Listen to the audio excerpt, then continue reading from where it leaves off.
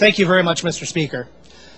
Today at 11:55, the siren sounded in Reading, and the last tone went out for Lieutenant Marshall Sanford. Marshall Sanford was a firefighter both in Reading and Bethel, Connecticut for most of his life. And he was laid to rest today. He passed away this past Sunday, responding to a brush fire. As many of you may know, the flags were flown at half-staff this week because I believe he's the first fallen firefighter to die in the line of duty this year. Marshall was a very unique individual. I knew him personally since I was on the fire department when I first moved to Reading about 14 years ago. He had been with the Reading Fire Department for 50 years. Think about that, 50 years of service to his community.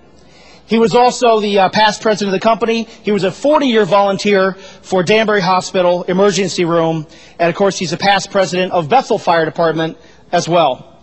One thing I just want to share that's very unique about Marshall, a lot of us may collect things. Some people collect antique cars. Marshall had a passion for antique fire trucks. And I'll tell you, today was a stirring ceremony, seeing Marshall being, taken through the procession in an antique fire truck.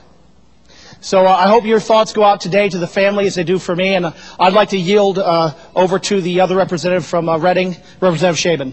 Representative Shaban.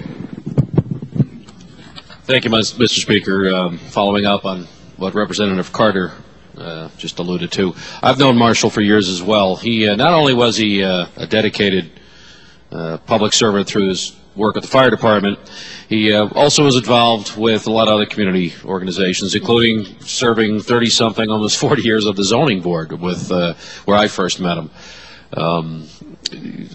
Every town, I think, probably has a public servant like Marshall Sanford, and I think while we're sitting here talking about Marshall and we give him a moment of silence, think about the public servants in your towns and really how they make our state, your towns, our neighborhoods, our communities better places. I dare say that we may have lost one of the best that the state has known for many, many years.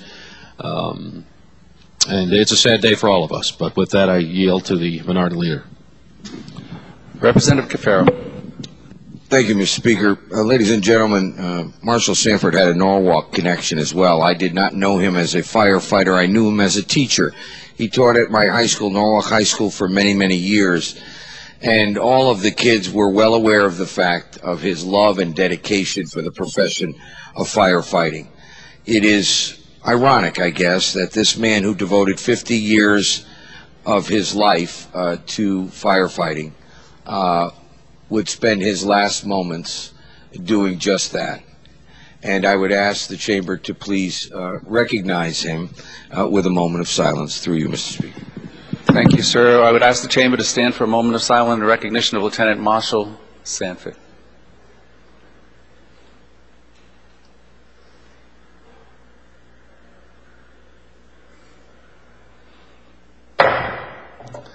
Thank you.